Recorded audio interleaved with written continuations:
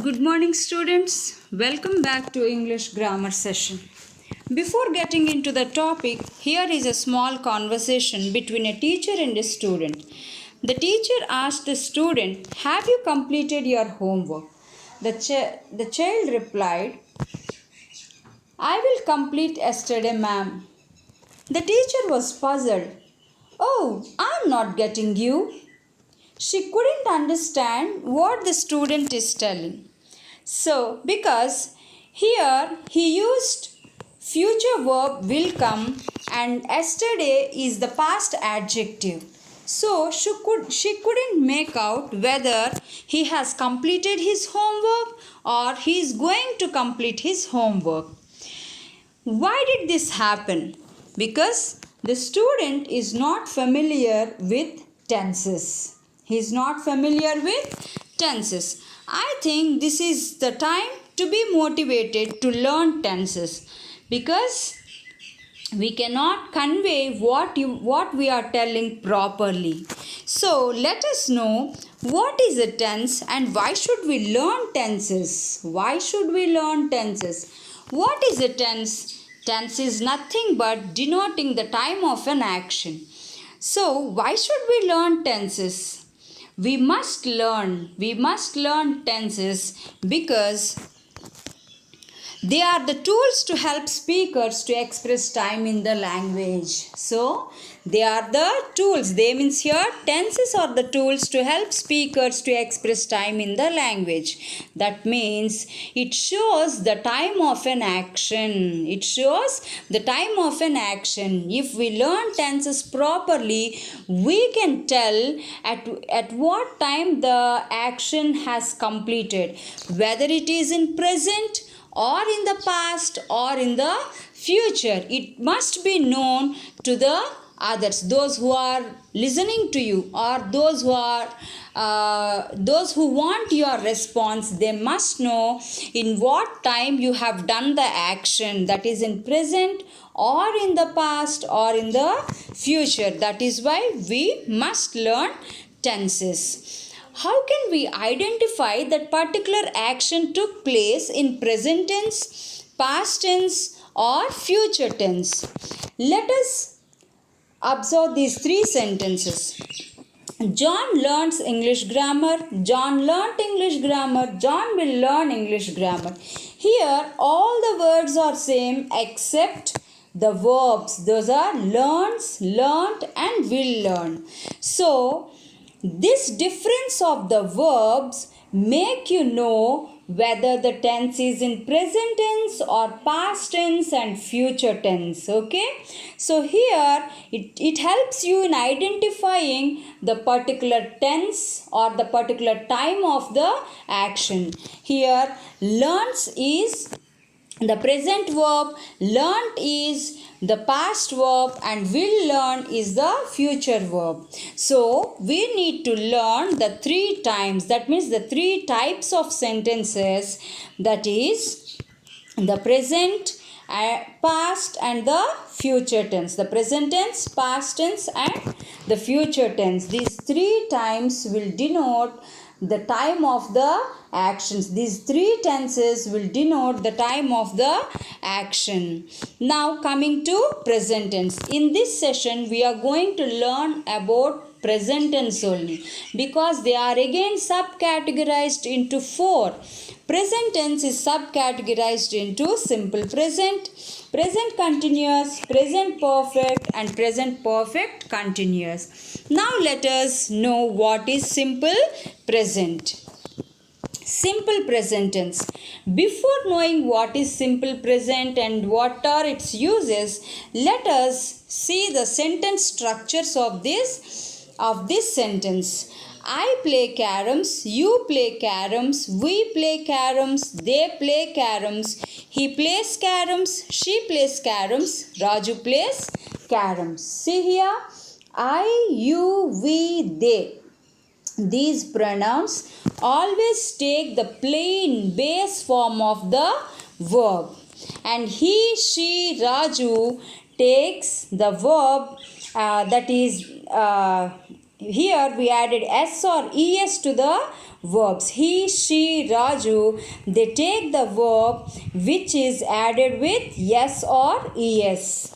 Okay, so because I is singular first person, you singular and plural second person, and we they are plurals. He, she, Raju are singular second. So singular verbs take singular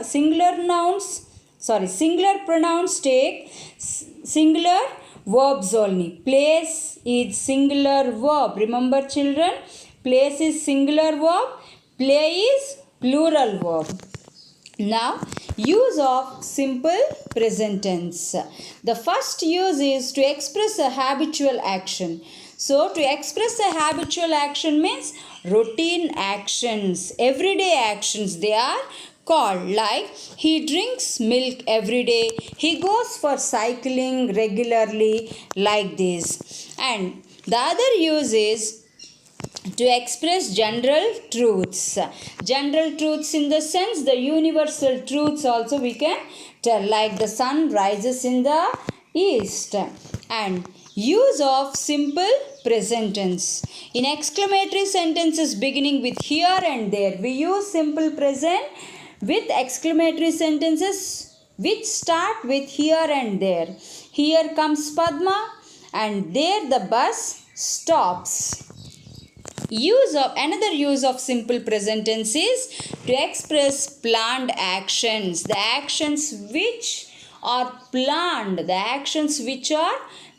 earlier. In this context also we use simple present tense. For example, you have booked your tickets for any vacation, okay, which is going to happen later. So it is already planned. Your vacation is already planned. It is far before planned. So we can use a present verb only, like my uncle arrives tomorrow, or we have booked our tickets, like we go to Tirupati next month, like that. Okay, and now comes to present continuous tense. Present continuous tense and the sentence structures. I am playing caroms, you are playing caroms, we are playing caroms, they are playing caroms, he is playing caroms, she is playing caroms, Raju is playing caroms. So here the verb is added with an ing form along with be form of the verb. B forms of the verbs in present tense are am, are, is. Present tense B forms of the verbs are am, are, is. Singular pronouns or nouns they take is. Plural pronouns or plural pronouns they take plural, that is are. I always takes am. Okay, so use of present continuous tense for an action going on at the time of speaking. When do we use this? For an action going on at the time of speaking. Now going on actions, we use present continuous verb here, like they are playing cricket now. One more use of present continuous tense is again for a future planned action. For a future planned actions, just like the same. We are going to Tirupati next month. Because it's already planned. And also for short futures also we can use, like we are going to a movie this week, okay, or we are going to a movie this evening. Here is one more example for you. We are going to Hyderabad next week. Now comes to present perfect tense and its sentence structures. I have played caroms. You have played caroms. We have played caroms. They have played caroms. He has played caroms. She has played caroms. Raju has played caroms. So, present perfect tense, the structure is have plus V3 form of the verb. V3 means past participle. We need to use past participle form with present perfect tense. For singular nouns and pronouns we use has, and for plurals we use have. Have plus V3 or has plus V3. Now coming to its uses. Use of present perfect tense. When do we use it? For just completed actions. Remember children? For just completed, just before we might have completed something doing, and then we use present perfect tense, like I have just completed my class, just now I have finished it. Okay, and use of present perfect tense. One more use is to express past actions whose time is not specific. The time period, if it is not mentioned there, we need to use past perfect tense. Remember this children, because in your exams also this will be given when the time period is not given. For example, like I dash my homework. I dash my homework. It is not given yesterday, today, tomorrow or now. That time period, that adverb of time is not mentioned there. So the time is not specific. So we need to use has plus V3 form of the verb. Has plus past participle form of the verb. Like I have written 3 novels. Actually by now, or the time is not mentioned here, so we must think it as now, just completed. It has just completed, so we need to use present perfect tense only. And now coming to present perfect continuous. Present perfect continuous, the sentence structures are I have been playing caroms, you have been playing caroms, we have been playing caroms, they have been playing caroms, he has been playing caroms, she has been playing caroms, Raju has been playing caroms. So observe the sentence structure children. Have been plus verb plus ing form. I, you, we, they, we take have, she, he, she, Raju, and it also takes has. We also add been to all these sentences of present perfect continuous. Along with that we use verb plus ing form of the verb. So when do we use this tense? Use of present perfect continuous. For an action which began at some time in the past and is still going on. Action began sometime in the past. For example, we have been constructing a new house since 2019. So it started in 2019 and still at the time of speaking it's still going on. The construction process is still going on. So for an action which began at some time in the past and is still going on, in such context we use present perfect continuous. They have been listening to the lecture since morning. Since morning they have been listening to the lecture. She has been waiting for the bus for 2 hours. So she has been waiting for the bus for 2 hours.